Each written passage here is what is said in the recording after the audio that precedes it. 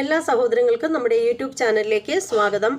അപ്പോൾ അന്തരിച്ചു പോയ ബാലചന്ദ്രകുമാറിൻ്റെ ആത്മാവിനെ നിത്യശാന്തി നേർന്നുകൊണ്ട് നമുക്ക് ഇന്നത്തെ ഈ ഒരു വീഡിയോയിലേക്ക് പോകാം. അതായത് ബാലചന്ദ്രകുമാറിനെ ആർക്കും മറക്കാൻ കഴിയില്ലല്ലോ. ദിലീപ് നടിയെ ആക്രമിച്ച കേസിൽ സുപ്രധാന തെളിവായിരുന്നു നമ്മുടെ ബാലചന്ദ്രകുമാർ. അദ്ദേഹത്തിൻ്റെ സാക്ഷിമൊഴിയിലാണ് നമ്മുടെ ദിലീപിന് കൂടുതൽ ഊരാക്കുടുക്കിലേക്ക് ദിലീപ് പോയിട്ടുണ്ടായിരുന്നത്. അപ്പോൾ അദ്ദേഹം ജീവിച്ചിരുന്ന സമയത്ത് അദ്ദേഹം മനോരമയല്ല, അദ്ദേഹം മലയാളി വാർത്ത ഇൻസൈഡിലേക്ക് പറഞ്ഞിട്ടുള്ള ഒരു ഇൻ്റർവ്യൂ ഉണ്ടായിരുന്നു. അപ്പോൾ ആ ഒരു ഇൻ്റർവ്യൂ നടത്തിയ ആ ഒരു അവതാരകന് പറയാനുള്ള ചില കാര്യങ്ങളും പിന്നീട് ബാലചന്ദ്രകുമാർ പറഞ്ഞ ചില കാര്യങ്ങളും നമുക്ക് വ്യക്തമായിട്ട് മനസ്സിലാക്കാം. എന്തായാലും അദ്ദേഹത്തിൻ്റെ അകാല വിനിയോഗത്തിൽ വളരെയധികം വേദനയുണ്ട്. ആ ഒരു വേദനയിൽ ഞാനും പങ്കുചേരുന്നു. അപ്പോൾ നമുക്ക് പുള്ളിക്കാരൻ പറയുന്ന കാര്യങ്ങളെക്കുറിച്ച് ഒന്ന് കേട്ടുവരാം. ഞാൻ ഉടൻ തന്നെ കൊല്ലപ്പെട്ടേക്കും. എന്നെ കൊല്ലാക്കൊല ചെയ്യുകയാണ് കോടതിയും അതുപോലെ തന്നെ ദിലീപിന്റെ ഉപജാപക സംഘവും. എനിക്ക് പിന്നാലെ തന്നെ ദിലീപുണ്ട്. അതുകൊണ്ട് തന്നെ മരണം എനിക്ക് പിറകെ നടക്കുകയാണ്. ഏത് നിമിഷവും അത് സംഭവിക്കുമെന്ന് അന്തരിച്ച സംവിധായകൻ ബാലചന്ദ്രകുമാർ, അതായത് നടിയെ ആക്രമിച്ച കേസിലെ നിർണായക വഴിത്തിരിവായ ദിലീപിന് ഊരാക്കുടുക്കിട്ട ബാലചന്ദ്രകുമാർ മരണപ്പെടുന്നതിന് മുൻപ് മലയാളി വാർത്തയിലെത്തി എന്നോട് പറഞ്ഞ കാര്യം ഇതാണ്.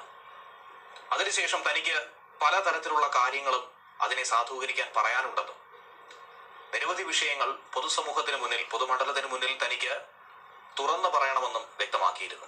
എന്നിരുന്നാൽ പോലും പല വസ്തുതകളും കോടതിയുടെ പരിഗണനയിൽ ഇരിക്കുന്നത് കൊണ്ട് ഈ കേസ് കഴിഞ്ഞതിന് ശേഷം ഉറപ്പായും പുറത്തു പറയാമെന്ന് പറഞ്ഞ ബാലചന്ദ്രകുമാറാണ് വിധി പുറത്തു വരും മുൻപ് യാത്രയായിരിക്കുന്നത്. ഇന്ന് പുലർച്ചെയാണ് സംവിധായകൻ ബാലചന്ദ്രകുമാർ അന്തരിച്ചത്. അദ്ദേഹത്തിന്റെ അവസാന വാക്കുകളായിരുന്നു, ഞാനുമായി സംസാരിച്ച വാക്കുകളായിരുന്നു ഇപ്പോൾ ഇവിടെ വെളിപ്പെടുത്തിയത്. ഇതോടൊപ്പം തന്നെ വളരെ നിർണായകമായ കേസിന്റെ വഴിത്തിരിവായ പല ഘട്ടങ്ങളിലൂടെയും ഞങ്ങൾ അന്ന് സഞ്ചരിച്ചിരുന്നു. തുടക്കം മുതൽ ഒടുക്കം വരെ ഒരു സുഹൃത്തായി നിന്നുകൊണ്ട് എന്തിന് ബാലചന്ദ്രകുമാർ ദിലീപിനെ പ്രതിസ്ഥാനത്ത് നിർത്തി സംസാരിക്കുന്നു, ദിലീപിന്റെ കൊള്ളരുതായ്മകൾ തുറന്നു പറയുന്നു എന്ന് അന്ന് തുറന്നു ചോദിച്ചിരുന്നു. അതിനൊക്കെ കൃത്യമായ മറുപടി വ്യക്തമായി തന്നെ ബാലചന്ദ്രകുമാർ നൽകിയിരുന്നു.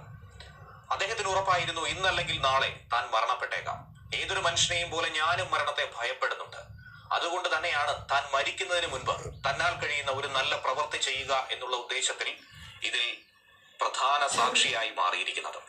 അങ്ങനെയാണ് വളരെ എളുപ്പത്തിൽ നടിയെ ആക്രമിച്ച കേസിൽ നിന്നും ഊരിപ്പോകാമെന്ന് കരുതിയ ദിലീപിനെ 3 മാസക്കാലം അഴിക്കുള്ളിലാക്കിയത്. തുടക്കത്തിൽ നടിയെ ആക്രമിച്ച കേസിൽ ദിലീപിനെതിരെ ബലാത്സംഗ കേസ് മാത്രമായിരുന്നു. അത് കോടതിയിൽ നിലനിൽക്കുകയുമില്ലായിരുന്നു. പക്ഷേ ബാലചന്ദ്രകുമാറിന്റെ നിർണായക വെളിപ്പെടുത്തലും തെളിവ് സമ്പാദനവും ഒക്കെ ഉണ്ടായപ്പോൾ വധഗൂഢാലോചന, തെളിവ് നശിപ്പിക്കൽ, അങ്ങനെയുള്ള പല കുറ്റങ്ങളും ചുമത്തി അകത്താക്കാൻ പോലീസ് സംഘത്തിന് കഴിഞ്ഞു. കേസ് അന്വേഷിച്ച അന്വേഷണ ഉദ്യോഗസ്ഥരെ പോലും അപായപ്പെടുത്താനുള്ള ഗൂഢാലോചനകൾ നടത്തി എന്നുള്ള ഞെട്ടിക്കുന്ന വെളിപ്പെടുത്തലാണ് ബാലചന്ദ്രകുമാർ നടത്തിയിട്ടുള്ളത്. കടുത്ത രോഗമായിരുന്നു. ഇരുവൃക്കകളും പൂർണ്ണമായും പ്രവർത്തന സജ്ജമല്ലാത്ത അവസ്ഥയിലേക്ക് പോയിരുന്നു. ആഴ്ചയിൽ 3 ദിവസം ഡയാലിസിസ് അടക്കം ചെയ്തുകൊണ്ട് അതിഭീകരമായ വേദനയിലും എഴുന്നേറ്റ് നിൽക്കാൻ പോലും കഴിയാത്ത അവസ്ഥയിലും പോലും ഈ കേസ് മുന്നോട്ട് പോകണമെന്നും പ്രതി ശിക്ഷിക്കപ്പെടണമെന്നുള്ള അതിയായ നിശ്ചയദാർഢ്യത്തോടു കൂടി തന്നെയാണ് അദ്ദേഹം മുന്നോട്ട് പോയത്. മൂർച്ഛിച്ച രോഗത്തിനെ തന്നെ വെല്ലുവിളിച്ചുകൊണ്ടായിരുന്നു അദ്ദേഹത്തിന്റെ ഈ പടപുരുതൽ. അദ്ദേഹത്തിന്റെ വാക്കുകളിലേക്ക്. ബാലേന്ദ്രകുമാർ, എന്താണ് ഈ വിഷയത്തിൽ, ആരാണ് ശരിക്കും ഈ കേസ് ഇങ്ങനെ നീട്ടിക്കൊണ്ടുപോകുന്നത്? എൻ്റെ അനുഭവത്തിൽ നിന്ന്, അല്ലെങ്കിൽ എൻ്റെ അറിവിൽ നിന്ന് ഞാൻ മനസ്സിലാക്കിയൊരു കാര്യം, ഇത് പ്രതിഭാഗം, അത് ദിലീപ് മാത്രമാണോ അതോ മറ്റുള്ള പ്രതികൾക്ക് കൂടെ അതിൽ പങ്കുണ്ടോ എന്നുള്ളത് എനിക്കറിയില്ല. പ്രതിഭാഗമാണ് ഈ കേസ് വലിച്ചു നീട്ടിക്കൊണ്ടു പോകുന്നത്. അർത്ഥമില്ലാത്ത കാര്യങ്ങൾ കൂട്ടിയിണക്കി പല ഹർജികളും, എനിക്ക് തോന്നുന്നു ഒരു 75-ലധികം ഹർജികളിൽ പല കോടതികളിലായിട്ട് ദിലീപിന്റെ ഭാഗത്ത് നിന്ന് തന്നെ ഫയൽ ചെയ്യപ്പെട്ടിട്ടുണ്ട്. അപ്പോൾ ഈ ഹർജികളിൽ തീർപ്പ് കൽപ്പിക്കാനുള്ള ഒരു സമയം സ്വാഭാവികമായിട്ട് വേണമല്ലോ. അങ്ങനെ നിരന്തരം ഹർജികൾ കൊടുക്കുക, പലതരത്തിൽ ഇത് നീട്ടിക്കൊണ്ടു പോകാനുള്ള തന്ത്രങ്ങൾ മെനയുക, എന്നിട്ട് അതെല്ലാം പ്രോസിക്യൂഷന്റെ തലയ്ക്കോ അല്ലെങ്കിൽ ഈ കേസിൽ ഭാഗമായിരിക്കുന്ന എന്നെ പോലുള്ള ആളുകളുടെ തലയ്ക്കോ ഒക്കെ വയ്ക്കുക എന്നുള്ളത്, അങ്ങനെ ഒരു കലാപരിപാടി കഴിഞ്ഞ കുറെ നാളുകൾ കൊണ്ട് നമ്മൾ കാണുന്നതാണ്. ഇപ്പം നിലവിൽ താങ്കൾ തന്നെ പറയുന്ന ഒരു കാര്യം, തന്നെ കൊല്ലാനുള്ളൊരു ശ്രമം അല്ലെങ്കിൽ തനിക്കെതിരെയുള്ള ഒരു വധഭീഷണി, അത് പല രീതിയിൽ തന്നെ ഇപ്പോൾ ഉണ്ടാകുന്നുണ്ട്. ഏത് വിധേനയും ഇല്ലാതാക്കുക എന്നൊരു നീക്കം തന്നെയാണ് ഇതിനിടയിൽ നടക്കുന്നത്. തീർച്ചയായിട്ടും ഞാൻ ഈ പരാതിയിലേക്ക് ഇറങ്ങി തിരിച്ചത് തന്നെ എൻ്റെ ജീവൻ അപകടത്തിലായിരുന്നു സന്ദർഭത്തിലായിരുന്നു. 2021 ഡിസംബറിലാണ് ഞാൻ കേരള മുഖ്യമന്ത്രിക്ക് പരാതി നൽകുന്നത്.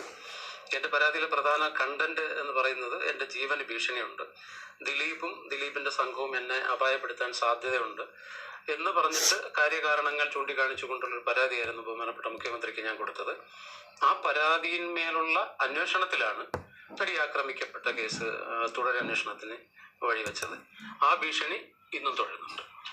കാലാകാലങ്ങളായി ചോദിക്കുന്നത് തന്നെയാണ്. ഇതിനു മുന്നും പല മാധ്യമങ്ങളും സോഷ്യൽ മീഡിയയിൽ പല കുറിപ്പുകളിലൂടെയും ഒക്കെ ആരോപിക്കപ്പെട്ട ഒരു സംഭവം തന്നെയാണ്. കാരണം തുടക്കത്തിലെ ഈ വിഷയം അറിഞ്ഞിട്ടും എന്തുകൊണ്ട് ഇത്രയും കാലതാമസം എടുത്തു? 2021 വരെ കാത്തിരിക്കേണ്ടി വന്നു? അല്ലെങ്കിൽ തന്റെ ജീവൻ അപകടപ്പെടുന്ന ഒരു സാഹചര്യം ആയപ്പോഴാണോ ഇത് തുറന്നു പറയണമെന്ന് തോന്നിയിട്ടുള്ളത്? തീർച്ചയായിട്ടും പല കാരണങ്ങളുമുണ്ട്. ആ കാരണങ്ങളൊക്കെ ഞാൻ ബഹുമാനപ്പെട്ട കോടതിയിൽ രേഖാമൂലം സബ്മിറ്റ് ചെയ്തിട്ടുള്ളതിനാൽ എനിക്ക് കൂടുതൽ കാര്യങ്ങൾ പറയാൻ സാധിക്കില്ല. ഈ പറയണമെന്ന് കരുതിയതല്ല. ഒരുപക്ഷെ എൻ്റെ ജീവൻ അപകടത്തിൽ ആണെന്ന് എനിക്ക് എപ്പോഴെങ്കിലും തോന്നാതിരുന്നെങ്കിൽ ഒരുപക്ഷെ ഞാനത് പറയാതിരുന്നേനെ. പക്ഷെ ഒരു ഘട്ടം എത്തിയപ്പോൾ എനിക്ക് തന്നെ മനസ്സിലായി ഞാൻ അപകടപ്പെടാൻ സാധ്യതയുണ്ട്. എനിക്ക് ബോധ്യമായി. അത് പല കോണുകളിൽ നിന്ന് വിവരങ്ങൾ കിട്ടി. എനിക്കത് ബോധ്യപ്പെട്ടതിൻ്റെ അടിസ്ഥാനത്തിലാണ്. അത് പറയാതെ വേറെ വഴിയില്ല. പറയാതിരുന്നാൽ ഞാൻ ഒരുപക്ഷെ എന്തെങ്കിലും എനിക്കൊരു അപകടം സംഭവിച്ചാൽ ലോകം പോലും അറിയാതെ പോകും ഈ വിഷയം. അതുകൊണ്ട് തന്നെ അത് പറഞ്ഞേക്കാം എന്നുള്ള ഒരു ധൈര്യം സംഭരിക്കുകയും അതിൻ്റെ അടിസ്ഥാനത്തിലാണ് ഞാൻ മുന്നോട്ട് വന്ന് പറയുകയും ചെയ്തത്. ഒരുപക്ഷെ അതിന് കാലതാമസം എടുത്തേക്കാം. കാലതാമസം എടുത്തതിന് പല കാരണങ്ങളുണ്ട്. ഞാൻ നേരത്തെ തന്നെ മാസങ്ങൾക്ക് മുമ്പ് പറഞ്ഞ മറുപടി തന്നെയാണ്. എല്ലാവരും അവരവരുടെ കുടുംബം, കുട്ടികൾ, അവരുടെ പ്രൊഫഷൻ ഒക്കെ എല്ലാവരും നോക്കും. അപ്പൊ ഞാനും സ്വാഭാവികമായിട്ട് സെൽഫിഷായി. എൻ്റെ കാര്യത്തിൽ എനിക്ക് എന്തെങ്കിലും സംഭവിച്ചാലോ അല്ലെങ്കിൽ ഇൻഡസ്ട്രിയിൽ എനിക്ക് എന്തെങ്കിലുമൊക്കെ പ്രശ്നങ്ങൾ ഉണ്ടായാലോ എന്ന് വിചാരിച്ച് ഭയം കൊണ്ട് ഒളിഞ്ഞിരുന്നൊരു കാലഘട്ടമായിരുന്നു അത്. പക്ഷെ ഒരു ഘട്ടം കഴിഞ്ഞപ്പോൾ നമ്മൾ ഒളിച്ചിരുന്നിട്ട് കാര്യമില്ല, അത് പറയാതെ വേറെ മാർഗമില്ല എന്നുള്ള ഒരവസ്ഥ സംജാതമായപ്പോഴാണ് അത് പറയാൻ തീരുമാനിച്ചത്. ഇപ്പോൾ നിലവിൽ കഴിഞ്ഞ ദിവസം ഉണ്ടായ പരാമർശം അത് തന്നെയാണ് അദ്ദേഹത്തെ ഏറ്റവും അധികം സംശയത്തിന്റെ മുൾമുനയിൽ ഈ സാഹചര്യത്തിൽ നിർത്തുന്നത്. കാരണം കേസുമായി ഏത് അറ്റം വരെയും പോകുമെന്നൊരു പ്രസ്താവന ഇടയ്ക്ക് ദിലീപുമായി ബന്ധപ്പെട്ട വൃത്തങ്ങൾ സൂചിപ്പിച്ചിരുന്നു. എന്ത് നിയമ നടപടി വന്നാലും അതിനെ നേരിടാമെന്ന് പറഞ്ഞിരുന്നു. പക്ഷേ ഇനി ഹാഷ് വാല്യൂമായി ബന്ധപ്പെട്ട് കൂടുതലൊരു അന്വേഷണം നടത്താതെ കേസ് ഇങ്ങനെ അനന്തമായിട്ട് നീട്ടിക്കൊണ്ട് പോകാതെ വളരെ വേഗത്തിൽ പൂർത്തീകരിക്കണമെന്നാണ് അദ്ദേഹം പറഞ്ഞിരിക്കുന്നത്. അദ്ദേഹം പറഞ്ഞതിനുള്ളിൽ കേസ് പൂർത്തീകരിക്കണമെന്നാണോ അതോ വീണ്ടും പരിശോധന നടക്കുമ്പോൾ മറ്റെന്തെങ്കിലും സംഭവിക്കുമെന്നുള്ളൊരു ഭയമാണ്? രണ്ടാമത് പറഞ്ഞതായിരിക്കും അതിൻ്റെ ഒരു സത്യാവസ്ഥ. കാരണം എന്തെങ്കിലും അന്വേഷണം നടന്നാൽ അതിലൊരു പക്ഷേ തന്നെ ബാധിക്കുമോ എന്നുള്ളൊരു ഭയം കൊണ്ട് തന്നെയാണ് അങ്ങനെ പറയുന്നത്. ഇപ്പൊ കോടതി തന്നെ ഇന്നലെ പരാമർശം നടത്തിയത് നമ്മളെല്ലാം കേട്ടു, മാധ്യമങ്ങളിലൂടെ നമ്മളെല്ലാം കേട്ടതാണ്. ഇപ്പോ തനിക്കതിൽ പങ്കില്ലെങ്കിൽ പിന്നെ താൻ എന്തിനാ വിഷമിക്കുന്നത്? അല്ലേ? എത്രയോ പേര് കേരളത്തിലുണ്ട്, അവർക്ക് ആർക്കും വിഷമമില്ല. അത് ഹാഷ് വാല്യൂ മാറിയതിനെ കുറിച്ച് കോടതി അന്വേഷിക്കുകയോ പോലീസ് അന്വേഷിക്കുകയോ എന്തായിക്കൊണ്ട് പോട്ടെ. തനിക്കതിൽ പങ്കില്ലെങ്കിൽ ആ വിഷയത്തിൽ താൻ എന്തിന് ബോധേടാവണം? അപ്പോൾ അങ്ങനെ ആവശ്യത്തിൽ കൂടുതൽ എന്തിനു പുള്ളി ഉത്കണ്ഠപ്പെടുന്നു എന്നുള്ളത് കോടതി തന്നെ ഇന്നലെ ചോദിക്കുകയുണ്ടായി. അപ്പൊ അത് ജനങ്ങൾക്ക് അത് സംശയത്തിന് ഒരുപാട് വഴിവെക്കുന്ന ചില ഘടകങ്ങളാണ്. അപ്പോൾ അദ്ദേഹത്തിന്റെ മുൻ ഭാര്യ മഞ്ജു വാര്യരെ വിസ്തരിക്കുന്നതിനെ കുറിച്ച് തന്നെ പ്രോസിക്യൂഷൻ നടപടികൾ സ്റ്റാർട്ട് ചെയ്തപ്പോൾ പുള്ളി പറഞ്ഞു മഞ്ജു വാര്യരെ വിസ്തരിക്കാൻ പാടില്ല.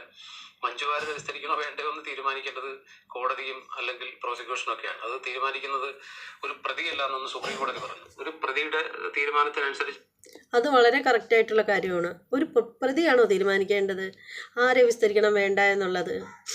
പിന്നീട് കുറേ കാര്യങ്ങളൊക്കെ നടക്കുന്നതെന്ന് പറഞ്ഞാലേ ഇതിൻ്റെ ബലത്തിലാണ്. അതുകൊണ്ടല്ലേ ഈ ഒരു കേസ് ഇത്രയും ഇങ്ങനെ നീട്ടി കൊണ്ടുപോയത്. അതും എന്താണ് പറയുന്നത്, നമ്മളെല്ലാവരും അറിയപ്പെടുന്ന ഒരു നടി, അവർക്ക് ഉണ്ടായ ആ ഒരു അനുഭവം അവർ പറഞ്ഞിട്ടും എത്രയോ തവണ അവർ പല ഇൻ്റർവ്യൂകളിലും പറയുന്നതായിട്ട് നേരത്തെയൊക്കെ കേട്ടിട്ടുണ്ടായിരുന്നു.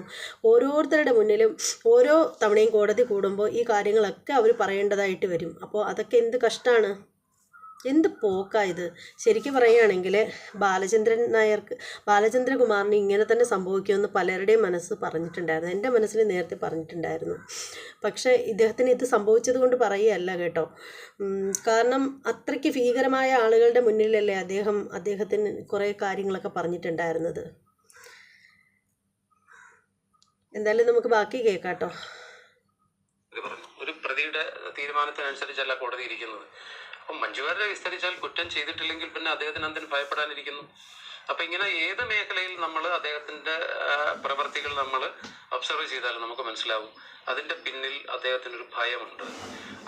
തെറ്റ് ചെയ്യാത്ത ആരെയും ഇവിടെ ആരും മനഃപൂർവ്വം അങ്ങനെ ജയിലാക്കില്ല, അങ്ങനെ അയാൾ കുറ്റവാളിയായി മാറില്ല. കാരണം ഇവിടുത്തെ ഒരു നിയമ സംവിധാനം മറ്റ് രാജ്യത്തിന്റെ മറ്റ് സ്റ്റേറ്റുകളിലുള്ളതുപോലെയൊന്നുമല്ല. കേരളത്തിൽ അങ്ങനെ കുറ്റം ചെയ്യാത്ത ഒരാളൊന്നും അങ്ങനെ ശിക്ഷ അനുഭവിച്ചായിട്ട് ചരിത്രങ്ങളൊന്നും രേഖപ്പെടുത്തിയിട്ടില്ല. അതുകൊണ്ട് കുറ്റം ചെയ്തിട്ടില്ലെങ്കിൽ നെഞ്ചി പിരിച്ച് നമുക്ക് നിൽക്കാം, നമ്മൾ കുറ്റം ചെയ്തിട്ടില്ല, നമ്മൾ ആരും ഒന്നും ചെയ്യില്ല എന്ന്. കുറ്റം ഈ എന്തോ ഒരു പഴഞ്ചൊല്ലുണ്ടോ, ഈ മടിയിൽ കനവുള്ളവനാണ് വഴിയിൽ ഭയക്കേണ്ടത് എന്ന് പറഞ്ഞതുപോലെ നമ്മുടെ മടിയിൽ കനവിൽ നമ്മൾ ദിലീപ് പല കാര്യങ്ങളെ ഭയക്കുന്നു എന്ന് താങ്കൾ പറയുന്നു. ബാലേന്ദ്രകുമാർ എന്തിനൊക്കെയാണ് ഭയക്കുന്നത്? എനിക്ക് ആകെയുള്ളൊരു ഭയം എന്ന് പറയുന്നത് എൻ്റെ ജീവന്റെ ഭയം മാത്രമാണ്. അല്ലാതെ എനിക്ക് നഷ്ടപ്പെടാൻ പ്രത്യേകിച്ച് ഒന്നുമില്ല. അതുകൊണ്ട് തന്നെ നഷ്ടപ്പെടാനുള്ളവർക്കാണല്ലോ ഭയപ്പാട് കൂടുതൽ എന്ന്. എനിക്ക് ആകെ നഷ്ടപ്പെടാനുള്ള എൻ്റെ ജീവൻ മാത്രമാണ്. അപ്പോൾ എൻ്റെ ജീവന് അപകടം വരും എന്നുള്ളൊരു ഭയം എനിക്ക് ഉണ്ടായതിൻ്റെ അടിസ്ഥാനത്തിലാണ് ഈ കേസ് ഉണ്ടായതും. ആ ഭയം ഇപ്പോഴും നിലനിൽക്കുന്നുണ്ട്. ഇപ്പം തന്നെ തിരുവനന്തപുരത്ത് വീഡിയോ കോൺഫറൻസ് വഴിയാണ് എന്നെ വിസ്തരിച്ചത് പകുതിയിലധികം. ആ വീഡിയോ കോൺഫറൻസ് സ്റ്റാർട്ട് ചെയ്യുന്നതിൻ്റെ അന്ന് ദിലീപിൻ്റെ ആൾക്കാർ തിരുവനന്തപുരത്ത് കോടതി വളപ്പിൽ നിന്നുകൊണ്ട് എന്നെ വാൺ ചെയ്ത് ഇങ്ങനെ വിട്ടു. ഞാനത് അന്നേ ദിവസം തന്നെ ഞാൻ ബഹുമാനപ്പെട്ട കോടതിയിൽ ബോധ്യപ്പെടുത്തുകയുണ്ടായി. കോടതി അന്നേരം തന്നെ എനിക്ക് പോലീസ് പ്രൊട്ടക്ഷൻ അവിടെ വെച്ച് അനുവദിക്കുകയുണ്ടായി. ഇതൊന്നും പുറത്ത് മാധ്യമങ്ങളിലൊന്നും വരാത്ത വാർത്തകളാണ്. ആ ദിവസം ദിലീപ് തിരുവനന്തപുരത്ത് ക്യാമ്പ് ചെയ്യുകയുണ്ടായി. എന്നെ വിസ്തരിക്കുന്നതിൻ്റെ അന്ന് രാവിലെ തിരുവനന്തപുരത്ത് ദിലീപ് എത്തുകയും അതിൻ്റെ അടിസ്ഥാനത്തിൽ 2-3 പേര് കോടതി കോമ്പൗണ്ടിൽ വരികയും എന്നെ വാൺ ചെയ്യുകയും ഒക്കെ ചെയ്തത് ഞാൻ കോടതിയെ ബോധ്യപ്പെടുത്തിയിട്ടുണ്ട്. അത് പലർക്കും അറിയാതെ പോകുന്നതാണ്. ആരാ ജീവൻ നഷ്ടപ്പെടുമെന്ന് കാണുമ്പോൾ ആരാ ഭയപ്പെടാതെ ഉള്ളത്? ഞാനൊരു സാധാരണ മനുഷ്യനാണ്, എനിക്കുണ്ട് ഭയം. ഏതെല്ലാം തരത്തിലാണ് താങ്കൾക്ക് ഒരു അനുഭവം പറഞ്ഞു? ഇതുപോലെ താങ്കൾക്ക് ഓർത്തെടുത്ത് പറയാൻ കഴിയുന്ന അനുഭവങ്ങൾ എന്തെങ്കിലും ഉണ്ടോ? ഇത്തരത്തിൽ വധഭീഷണിയോ അല്ലെങ്കിൽ കൊല്ലാനുള്ള ഒരു സാധ്യതയോ ഒക്കെ ഉണ്ടായി വന്നതായിട്ട്? ഉണ്ട് ഭീഷണി. പക്ഷേ ഞാൻ കോടതിയിൽ പറഞ്ഞിട്ടുള്ള കാര്യങ്ങളായതിനാൽ എനിക്കത് മാധ്യമങ്ങളിലൂടെ പറയാൻ ബുദ്ധിമുട്ടുണ്ട്. കോടതിയിൽ പറഞ്ഞ കാര്യങ്ങളായതിനാൽ എനിക്ക് നിയമപരമായി പറ്റുന്ന അതെ ഒരു ബുദ്ധിമുട്ട്. താങ്കൾ പറഞ്ഞു വിചാരണയ്ക്കായി പല രീതിയിൽ താങ്കൾ വീഡിയോ കോൺഫറൻസിംഗ് വഴി ആദ്യം കോടതിയിൽ നേരിട്ട് ഹാജരായിട്ടുണ്ടായിരുന്നു. ഇപ്പം നിലവിൽ എങ്ങനെയാണ്? വീഡിയോ കോൺഫറൻസിംഗ് തന്നെയാണോ അതോ നേരിട്ട് ഹാജരാണോ? എന്റെ വിചാരണ ഇപ്പോൾ കഴിഞ്ഞ 15-ാം തീയതി എന്റെ വിചാരണ പൂർത്തീകരിച്ചിരുന്നു. തുടക്കത്തിൽ 2022 നവംബറിൽ വിചാരണ തുടങ്ങിയതാണ്. കഴിഞ്ഞ വർഷം നവംബർ 23-ാം തീയതി ആയിരുന്നു എറണാകുളം പ്രിൻസിപ്പൽ സെഷൻസ് കോർട്ടിലായിരുന്നു വിചാരണ സ്റ്റാർട്ട് ചെയ്തത്. എൻ്റെ ഫിസിക്കൽ പ്രസൻസ് തന്നെ ഉണ്ടായിരുന്നു തുടക്കത്തിൽ കുറച്ച് ദിവസങ്ങളിൽ. അപ്പോൾ ആ സമയത്താണ് ഞാൻ അസുഖബാധിതനാകുന്നത്. അപ്പോൾ അങ്ങനെ കോടതിയുടെ പെർമിഷനോട് കൂടിയാണ് ഞാൻ ചികിത്സാർത്ഥം ഞാൻ തിരുവനന്തപുരത്തേക്ക് വരുന്നത്. പക്ഷേ അൺഫോർച്ചുനേറ്റ്ലി അൺഎക്സ്പെക്റ്റഡായിട്ട് വളരെ സീരിയസ് ആയിട്ടുള്ളൊരു അസുഖത്തിലോട്ടാണ് പോയത്. 2 സർജറികൾ മീറ്റ് ചെയ്തു. അത് കഴിഞ്ഞ് കിഡ്നി ഫെയിലൂറായി, 2 കിഡ്നികളും ഫെയിലൂറായി. അപ്പോൾ അതിൻ്റെ ട്രീറ്റ്മെൻറ്റിൽ ഇരിക്കുന്ന സമയത്ത് വിചാരണ നടപടികൾ നിന്നു. അപ്പോൾ ഡയാലിസിസ് ചെയ്യല്ലേ? അതെ, നിലവിൽ ആഴ്ചയിൽ 2 ആയിരുന്നത് 3 ഡയാലിസിസിലോട്ട് പോയിക്കൊണ്ടിരിക്കുകയാണ് ഇപ്പോൾ. അപ്പോൾ അങ്ങനെ ആ സമയത്ത് അങ്ങനെ ട്രീറ്റ്മെൻറ്റുമായിട്ട് ബന്ധപ്പെട്ട് നിൽക്കുന്ന സമയത്ത് ഇനി എങ്ങനെ വിചാരണ മുന്നോട്ട് പോകുമെന്നുള്ളൊരു കൺഫ്യൂഷൻ ഉണ്ടായിരുന്നു. അപ്പോൾ ഞാൻ മരിച്ചു പോകുമെന്നുള്ളൊരവസ്ഥ വരെ ഏകദേശമൊക്കെ എത്തിയൊരവസ്ഥയായിരുന്നു. അപ്പോൾ സ്വാഭാവികമായിട്ട് എതിർകക്ഷികൾ സന്തോഷിക്കും. സാക്ഷി മരിച്ചു പോയാൽ കേസ് ചിലപ്പോൾ ഒരു പക്ഷേ വേറെ ഗതിയിലോട്ട് പോയേക്കാം. അപ്പോൾ അങ്ങനെ ഇരിക്കുന്ന സമയത്താണ് എനിക്ക് ആദ്യം കഴുത്തിലൂടെയായിരുന്നു ഡയാലിസിസ് നടന്നുകൊണ്ടിരുന്നത്. അപ്പോൾ ഒരു 3 മാസത്തേക്ക് ഒരു കാരണവശാലും ചെറിയ ട്രാവലിംഗ് അനുവദിക്കില്ല എന്ന് ഡോക്ടേഴ്സ് പറഞ്ഞു. പിന്നെ ആൾക്കൂട്ടത്തിൽ പോകാൻ പാടില്ല, പൊടിപടലങ്ങളിലുള്ള സ്ഥലങ്ങളിൽ പോകാൻ പാടില്ല. അപ്പോൾ അങ്ങനെ നിയന്ത്രണങ്ങൾ ഉണ്ടായിരുന്നത് കൊണ്ട് എനിക്ക് വീഡിയോ കോൺഫറൻസ് പ്രത്യേകിച്ച് അനുമതി കോടതി തരികയുണ്ടായി. അങ്ങനെ തിരുവനന്തപുരത്ത് ജില്ലാ കോടതി വളപ്പിലുള്ള ഉപയോഗശൂന്യമായി കിടന്ന ഒരു കോടതി ആയിരുന്നു വീഡിയോ കോൺഫറൻസിന് വേണ്ടി എനിക്ക് അനുവദിച്ചത്. ഇതിനിടയിൽ കേട്ട ഒരു കാര്യം എന്ന് പറയുന്നത് താങ്കളൊരു സാക്ഷി മാത്രമാണ് ഈ കേസ്. താങ്കളെ എത്ര തവണ വിചാരണ ചെയ്തിട്ടുണ്ട്? എന്നെ പ്രതിഭാഗം 37 ദിവസം വിചാരണ നടത്തി. അങ്ങനൊരു സംഭവം കേരളത്തിൽ ഇതിനു മുമ്പ് ഉണ്ടായിട്ടുണ്ടോ? ഉണ്ടായിട്ടില്ല എന്നുള്ളതാണ് എനിക്ക് നിയമം അറിയാമെന്നുള്ള പലരും എന്നോട് പറഞ്ഞിട്ടുള്ളത്. പല വമ്പൻ കേസുകളിലും 19-20 ദിവസത്തിൽ കൂടുതൽ ഒരു സാക്ഷി വിസ്തരിച്ച ചരിത്രമില്ല എന്നുള്ളതാണ് അറിയാൻ കഴിഞ്ഞത്. വേറെ എവിടെയെങ്കിലും ഉണ്ടോ എന്നുള്ളത് അറിയില്ല. എന്നെ 37 ദിവസം വിചാരണ നടത്തി. 40 ദിവസം മൊത്തം കോടതിയിൽ ഞാൻ ഹാജരായിരുന്നു. അതിൽ 3 ദിവസം പ്രോസിക്യൂഷൻ്റെ ആയിരുന്നു. ബാക്കി 37 ദിവസവും എതിർഭാഗത്തിൻ്റെ ക്രോസിംഗ് ആയിരുന്നു. രാവിലെ തുടങ്ങുന്ന വിചാരണ രാത്രി 8:30 മണി വരെ 8:35 വരെ നീണ്ട ദിവസങ്ങൾ ഉണ്ടായിട്ടുണ്ട് വിചാരണ മാത്രം. അത് കഴിഞ്ഞ് പിന്നെ കോടതി നടപടികൾ എല്ലാം തീർത്ത് ഞാൻ പുറത്തിറങ്ങുമ്പോൾ രാത്രി 10 മണിയാവും. ഇതെല്ലാം ഈ ഡയാലിസിസ് നടന്നുകൊണ്ടിരുന്ന പീരീഡിലാണ്. ഈ പറയുന്ന സമയത്ത് താങ്കൾ ഡയാലിസിസ് ചെയ്തുകൊണ്ടിരിക്കുകയാണ്. ഇതിൽ എല്ലാ ചൊവ്വയും വെള്ളിയും ഞാൻ ഡയാലിസിസ് കോടതിയിലെത്തുന്നത്. ഡയാലിസിസ് മുറിയിൽ നിന്ന് നേരെ കോർട്ട് റൂമിലേക്ക്. എന്നുള്ള രീതിയിലാണ്. കാരണം വെളുപ്പിന് 4 മണിക്ക് ഡയാലിസിസിന് പോകും, 9 മണി 9:30 ആകുമ്പോൾ ഡയാലിസിസ് തീരും, 10 മണിയോടുകൂടി ഞാൻ കോർട്ടിലെത്തും. കോടതി നടപടികൾ സ്റ്റാർട്ട് ചെയ്ത് കഴിഞ്ഞാൽ വൈകുന്നേരം 6 മണി 7 മണി 8:30 മണിക്കൊക്കെ തീർന്ന ദിവസങ്ങളുണ്ട്. അതെല്ലാം ഡയാലിസിസ് ഉള്ള ദിവസങ്ങളിൽ ഞാൻ കോടതിയിൽ, ഓൾമോസ്റ്റ് ദിവസങ്ങളിലും ഞാൻ കോടതിയിൽ ഉണ്ടായിരുന്നിട്ടുണ്ട്. അപ്പോൾ ഒരു മനുഷ്യൻ, ഒരു രോഗാവസ്ഥയിലായ ഒരു വ്യക്തി എന്ന നിലയിലുള്ള പരിഗണന ഈ വിചാരണ നടപടിയിൽ കിട്ടിയിട്ടില്ല, അല്ലെങ്കിൽ ആ വേളയിൽ കിട്ടിയിട്ടില്ല എന്നാണ് താങ്കൾ? ഇല്ല, എനിക്ക് കിട്ടിയിട്ടില്ല. സാധാരണ ഒരു പനി ബാധിച്ച് വരുന്ന ഒരാൾ പോലും ക്ഷീണിതനാണെന്ന് കണ്ടാൽ ഒരുപക്ഷെ എതിർഭാഗം അഡ്വക്കേറ്റ്സ് ഒക്കെ മാനുഷിക പരിഗണന നൽകുമെന്നൊക്കെയാണ് ഞാൻ കേട്ടിട്ടുള്ളത്. പക്ഷെ ഇവിടെ അങ്ങനെയൊന്നും ഉണ്ടായിട്ടില്ല. ഇവിടെ ഡയാലിസിസ് ചെയ്ത് കഴിഞ്ഞാൽ നമ്മൾ ഈ കയ്യിലൂടെ ചെയ്യുന്ന സമയത്ത്, കഴുത്തിലൂടെ ചെയ്യുന്ന സമയത്തായിരുന്നാൽ കഴുത്തിൽ കത്തീറ്റർ എന്നൊരു സാധനം ഫിറ്റ് ചെയ്തിരിക്കും. അപ്പം ഡയാലിസിസ് കഴിയുന്ന സമയത്ത് നമുക്ക് കണ്ടിന്യൂസ് ആയിട്ടുള്ള ചുമയുണ്ടാവും. അപ്പോൾ ഈ ചുമ സഹിക്കാൻ വയ്യാതെ, ഈ ചുമയത്താണ് ഉള്ള സമയത്താണ് നമ്മൾ വിചാരണയ്ക്ക് ഹാജരാകുന്നത്. അപ്പോൾ ചുമ സഹിക്കാൻ വയ്യാതെ ഇവിടുന്ന് ട്യൂബ് പൊട്ടി ബ്ലഡ് പുറത്തു വന്നിട്ടുള്ള ദിവസങ്ങളുണ്ടായിട്ടുണ്ട്. കാരണം ഇത് ട്യൂബ് വിചാരണ നടക്കുന്ന സമയത്ത് തന്നെയാണ്. ഞാനത് കോടതിയിൽ പറഞ്ഞിട്ടുണ്ട്. എനിക്കത് സഹിക്കാൻ പറ്റാത്ത അവസ്ഥ വന്നപ്പോൾ ഞാൻ കോടതിയിൽ പറഞ്ഞ ദിവസങ്ങളുണ്ടായിട്ടുണ്ട്. അത് കഴിഞ്ഞിട്ട് കയ്യിലൂടെ ഡയാലിസിസ് സ്റ്റാർട്ട് ചെയ്ത സമയങ്ങളിൽ ഈ കയ്യിൽ ഡയാലിസിസ് കഴിഞ്ഞിട്ട് 2 ബാൻഡ് ചുറ്റിവിടും, ഈ വെയിൻ ബ്ലോക്ക് ചെയ്യാൻ വേണ്ടി. ഈ ബാൻഡ് കെട്ടിക്കഴിഞ്ഞാൽ ഒരു 3 മണിക്കൂർ കഴിയുമ്പോൾ കൈ മരവിക്കും മൊത്തം. അപ്പോൾ ആ ബാൻഡ് അഴിച്ചു മാറ്റണം. അതിന് മെഡിസിൻ ഉണ്ട്, മറ്റു മെഡിസിൻസ് കഴിക്കണം. അപ്പോൾ അത് അഴിക്കാൻ പോലും സമയം തരാതെ തന്നെ കോടതിയിൽ ഇരുത്തിയിട്ടുണ്ട്. അത് അഴിച്ചു പോലും കളയാൻ സമ്മതിക്കാതെ ഒരു ദിവസം രാവിലെ 10 മണിക്ക് തുടങ്ങിയ സിറ്റിംഗ് 9:30 ഞാൻ ഡയാലിസിസ് കഴിഞ്ഞിട്ട് വെളുപ്പിന് 2:30 മണിക്ക് വീട്ടിൽ നിന്ന് ഇറങ്ങി 4 മണിക്ക് ഹോസ്പിറ്റലിൽ വന്ന് 4 മുതൽ ഡയാലിസിസ് സ്റ്റാർട്ട് ചെയ്ത് ഒരു 9:30 ഒക്കെ ആകുമ്പോൾ ഡയാലിസിസ് തീരും. പിന്നെ കിട്ടുന്ന ഒരു 10-15 മിനിറ്റ് കൊണ്ട് ഫുഡെല്ലാം കഴിച്ചിട്ട് കോടതിയിൽ 10 മണിക്ക് ഹാജരായി. 10 മണിക്ക് സിറ്റിംഗ് ഉള്ള ഒരു ദിവസമായിരുന്നു അന്ന്. 10 മണി മുതൽ വൈകുന്നേരം 6 മണി വരെ ചെയറിൽ നിന്ന് എണീക്കാതെ നമുക്ക് സാധാരണ ഒറ്റയിരിപ്പാണ്. ആ ഒറ്റയിരിപ്പിൽ വൈകുന്നേരം 6-5 വരെ വിചാരണ നടത്തിയ ദിവസം ഉണ്ടായിട്ടുണ്ട്. വളരെ വേദനിപ്പിക്കുന്ന, മറക്കാൻ പറ്റാത്തൊരു ദിവസമാണ്. എനിക്ക് മെഡിസിൻ കഴിക്കണമായിരുന്നു, ടോയ്ലറ്റിൽ പോകണമായിരുന്നു. മാത്രമല്ല ഡയാലിസിസ് കഴിഞ്ഞ് വന്ന ഒരാളാണ്. അപ്പോൾ ചില ഇഞ്ചക്ഷൻസും ഒക്കെ എടുത്തിട്ടാണ് നമ്മൾ വരുന്നത്. അതിൻ്റെ സെഡേഷനൊക്കെ ഉണ്ട്. പക്ഷേ അതൊന്നും പരിഗണിക്കപ്പെട്ടില്ല. ഇവിടെ വേദന തോന്നുന്നുണ്ടോ? ഒരു വെളിപ്പെടുത്തൽ നടത്തി, പ്രത്യേകിച്ചും ഒരാൾക്ക് ഉപകാരം വരട്ടെ എന്ന രീതിയിൽ താങ്കളുടെ മനോഭാവത്തിൽ ഒരു വെളിപ്പെടുത്തൽ നടത്തി ഒരു പ്രതി ശിക്ഷിക്കപ്പെടണമെന്ന് താങ്കൾ വിചാരിച്ചു. പക്ഷേ ഇപ്പൊ ഏറ്റവും അധികം പീഡിപ്പിക്കപ്പെടുന്നത് താനാണോ എന്നൊരു തോന്നലുണ്ടായിട്ടുണ്ടോ? 2 കാര്യങ്ങൾ തിരുത്തണം. ഒന്ന്, മറ്റൊരാളിന് ഉപകാരം വരട്ടെ എന്ന് കരുതി ഞാൻ വന്ന ആളല്ല. ആർക്കും ഇത് ഉപകാരം വരാൻ വേണ്ടി ഞാൻ അങ്ങനെ ആഗ്രഹിച്ചു വന്നതല്ല. ഞാൻ എൻ്റെ രക്ഷയെ കരുതി വന്ന ഒരാളാണ്. അത് മറ്റൊരാൾക്ക് അല്ലെങ്കിൽ മറ്റൊരാൾക്ക് നീതി കിട്ടുന്നുവെങ്കിൽ, അല്ല തീർച്ചയായിട്ടും അത് മറ്റൊരാൾക്ക് നീതി കിട്ടുന്നുവെങ്കിൽ എനിക്ക് സന്തോഷമേ ഉള്ളൂ എന്നാണ് ഞാൻ പറഞ്ഞത്. മറ്റൊരാൾക്ക് വേണ്ടി അയാൾക്ക് നീതി വാങ്ങിച്ചു കൊടുക്കണം എന്ന് പറഞ്ഞുകൊണ്ട് വന്ന ഒരാളല്ല. എൻ്റെ രക്ഷയ്ക്ക് വേണ്ടി ഞാൻ വന്ന ഒരാളാണ്. പിന്നെ ദിലീപ് ശിക്ഷിക്കപ്പെടണം എന്ന് പറഞ്ഞ് എനിക്കങ്ങനെ വാശിയുമില്ല. അങ്ങനെ വന്നൊരാളല്ല. ദിലീപ് കുറ്റം ചെയ്തിട്ടുണ്ടെങ്കിൽ ശിക്ഷിക്കപ്പെടാം. അത് തീരുമാനിക്കേണ്ടത് നമ്മളൊന്നുമല്ല. ദിലീപ് കുറ്റം ചെയ്തിട്ടുണ്ടോ അല്ലേ എന്ന് തെളിയിക്കപ്പെടേണ്ടിയിരിക്കുന്നതാണ്. അത് ഞാനായിട്ട് പറയേണ്ടതല്ല. പക്ഷെ ദിലീപ് ഇന്ന കാര്യങ്ങൾ ചെയ്തിട്ടുണ്ട്, അതെനിക്കറിയാം. ആ അറിയാമെന്നുള്ള കാര്യങ്ങൾ ഞാൻ കോടതിയിൽ പറഞ്ഞിട്ടുണ്ട്, എൻ്റെ പരാതിയിൽ പറഞ്ഞിട്ടുണ്ട്, ഞാൻ പൊതുജനങ്ങളുടെ മുമ്പ് പറഞ്ഞിട്ടുണ്ട്. അതുകൊണ്ട് കുറ്റകൃത്യത്തിൽ പുള്ളിക്ക് പങ്കുണ്ടോ ഇല്ലോ എന്നുള്ളതിനെ കുറിച്ചൊന്നും എനിക്കറിയില്ല. മറ്റു കാര്യങ്ങൾ ഞാൻ എന്തൊക്കെയാണ് പറഞ്ഞതെന്ന് കോടതിയിലുണ്ട്. ഇനി പ്രധാനമായും സോഷ്യൽ മീഡിയയിലും മറ്റും തുടക്കം മുതൽ തന്നെ താങ്കളെ അനുകൂലിക്കുന്നവരുണ്ട്, താങ്കളെ എതിർക്കുന്നവരുണ്ട്. ശരിയാണ്. അപ്പം വിമർശനങ്ങളെ കൂടി നമ്മൾ ഉൾക്കൊള്ളേണ്ടത്. തുടക്കത്തിൽ താങ്കൾ ഒരു ആരോപണം ഉന്നയിച്ച സമയം, അന്ന് ദിലീപിനെ സംബന്ധിച്ച് കേസും അന്വേഷണവും കാര്യങ്ങളുമായി മുന്നോട്ട് പോവുകയായിരുന്നു. അദ്ദേഹവുമായി ബന്ധപ്പെട്ട് ഒട്ടനവധി സിനിമകൾ നിർത്തിവെക്കേണ്ടതും ചിലർ പിന്മാറുന്ന ഒരു സാഹചര്യം, ചില സിനിമകൾ നീട്ടിവെക്കേണ്ട, അങ്ങനെ കുറെ സംഭവങ്ങൾ ഉണ്ടായിരുന്നു. ഒരു നടൻ എന്ന രീതിയിൽ അദ്ദേഹത്തിന്റെ സിനിമ രാമലീല റിലീസായ സമയത്തായിരുന്നു ഈ ആരോപണങ്ങൾ വലിയ രീതിയിൽ ഉയർന്നു വന്നത്. ശേഷം ഇപ്പോൾ ഒരു 1.5 വർഷത്തെ ഇടവേള കഴിഞ്ഞിരിക്കുന്നു, ഏകദേശം 2 വർഷത്തിലേക്ക് കടക്കുന്നു. അദ്ദേഹത്തിന്റെ അടുത്ത 1-2 സിനിമകൾ ബോയ്സ് ഓഫ് സത്യനാഥ് ഈ മാസം ഇറങ്ങാനിരിക്കുമായിരുന്നു.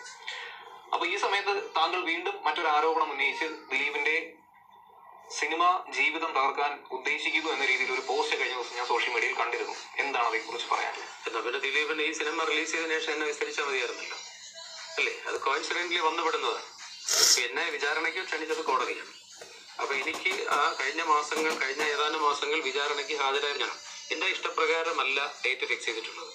അത് ബഹുമാനപ്പെട്ട കോടതി തന്ന സമയത്ത് ഞാൻ പോയി. ആ സമയത്ത് എനിക്കുണ്ടായ അനുഭവം ഞാനത് വളരെ ലേറ്റാവാതെ തുറന്നു പറഞ്ഞു എന്നുള്ളത്. ആ സമയത്ത് അദ്ദേഹം റിലീസ് ചെയ്യാൻ പറഞ്ഞില്ലല്ലോ. അദ്ദേഹം വേണമെങ്കിൽ വേറൊരു സമയത്ത് റിലീസ് ചെയ്യട്ടെ, അല്ലെങ്കിൽ കുറച്ച് നേരത്തെ റിലീസ് ചെയ്യട്ടെ. അല്ലാതെ ആ തക്കം നോക്കി ഞാൻ വിചാരണയ്ക്ക് ഹാജരാക്കി വന്ന് പറഞ്ഞതുമല്ല. ആ വിചാരണ നടപടികൾ കോടതി തീരുമാനിച്ചതാണ്. അല്ലാതെ അദ്ദേഹത്തിന്റെ സിനിമയും ഇത് തമ്മിൽ യാതൊരു ബന്ധമില്ല. അദ്ദേഹം കുറ്റം ചെയ്തിട്ടുണ്ടെങ്കിൽ ചില വയ്ക്കും. അദ്ദേഹത്തിന്റെ സിനിമ നല്ലതാണെങ്കിൽ സിനിമ ഓടും, നന്നായിട്ട് പോകും. അത് സിനിമ ഓടണം എന്നുള്ളതാണ് എനിക്ക് ആഗ്രഹം. കാരണം നമ്മൾ ആ മേഖലയിൽ നിൽക്കുന്ന ഒരാളാണ്. അദ്ദേഹം ആ സിനിമ വന്നിട്ട് പുള്ളിയോട് ചെയ്തിട്ടില്ലല്ലോ, അല്ലെങ്കിൽ ആരോടും ചെയ്തിട്ടില്ല. അതുകൊണ്ട് ആ സിനിമ വിജയിക്കണം എന്ന് തന്നെയാണ് എൻ്റെ ആഗ്രഹം. കാരണം അതിൽ ഒരുപാട് ദിലീപ് എന്ന് പറയുന്ന ആ വ്യക്തിയുടെ സിനിമയല്ല. അതിൽ നിർമ്മാതാക്കളെ എനിക്കറിയാം,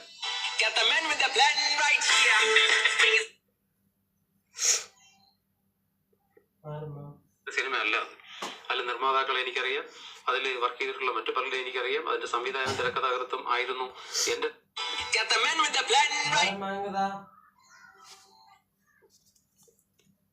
അപ്പോൾ ഇതൊക്കെയാണ് ഇദ്ദേഹം പറയുന്ന കാര്യങ്ങളെന്ന് പറയുന്നത്. എന്തായാലും അദ്ദേഹം മരണപ്പെട്ട വിവരം വളരെയധികം വിഷമത്തോടു കൂടി തന്നെ ഞാൻ എൻ്റെ സബ്സ്ക്രൈബേഴ്സിനെ അറിയിക്കുകയാണ്. ഇനിയിപ്പോൾ നമുക്ക് ചെയ്യാൻ പറ്റുന്നൊരു കാര്യം അദ്ദേഹത്തിൻ്റെ ആത്മാവിന് ആദരാഞ്ജലി നേരുക എന്നുള്ളത് മാത്രമാണ്. അപ്പോൾ നിങ്ങളുടെ അഭിപ്രായങ്ങളൊക്കെ നിങ്ങൾ എന്താണ് കമൻ്റ് ചെയ്തറിയിക്കുക. അദ്ദേഹം അനുഭവിച്ച കഷ്ടതകൾ അതേക്കുറിച്ചൊക്കെ നമുക്കൊന്നും ചിന്തിക്കാൻ പോലും കഴിയുന്നില്ല അല്ലേ? എന്താ അല്ലേ? ഇത്രയും സുഖമില്ലാതിരുന്ന അവസ്ഥയിലും അദ്ദേഹത്തിന് കോടതി വിളിക്കുമ്പോഴൊക്കെ സാക്ഷി പട്ടികയിൽ ചേർന്നതുകൊണ്ട് ചെല്ലേണ്ടി വന്ന ആ ഒരു അവസ്ഥയെക്കുറിച്ചൊക്കെ. ഡയാലിസിസ് കഴിയുന്ന ഒരു വ്യക്തിക്ക് നല്ല ക്ഷീണവും തളർച്ചയും മയക്കവും ഒക്കെ കാണും. എൻ്റെ നാത്തൂൻ്റെ ഭർത്താവിന് വർഷങ്ങളായിട്ടത് ചെയ്തുകൊണ്ടിരിക്കുന്ന ഒരു മനുഷ്യനാണ്. അതുകൊണ്ട് തന്നെ അതേക്കുറിച്ചൊക്കെ വളരെ നന്നായിട്ട് നമുക്കും അറിയാവുന്ന കാര്യമാണ്. സത്യം പറഞ്ഞാൽ ഈ മനുഷ്യനോട് സമൂഹം തന്നെ കാണിച്ചത്, സമൂഹം എന്ന് പറഞ്ഞാൽ നമ്മുടെ കോടതി ഉൾപ്പെടുന്നവർ എന്ന് വേണമെങ്കിൽ പറയാം, വളരെ കഷ്ടതയായിരുന്നു.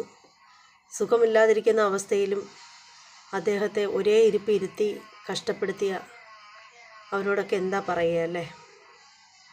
എന്തായാലും ഈ വീഡിയോയെക്കുറിച്ചിട്ടുള്ള നിങ്ങളുടെ അഭിപ്രായങ്ങളും നിർദ്ദേശങ്ങളും ഒക്കെ കമൻറ്റ് ചെയ്തേക്കുക. നമുക്കെല്ലാവർക്കും അദ്ദേഹത്തിൻ്റെ ആത്മാവിന് വേണ്ടി പ്രാർത്ഥിക്കാം.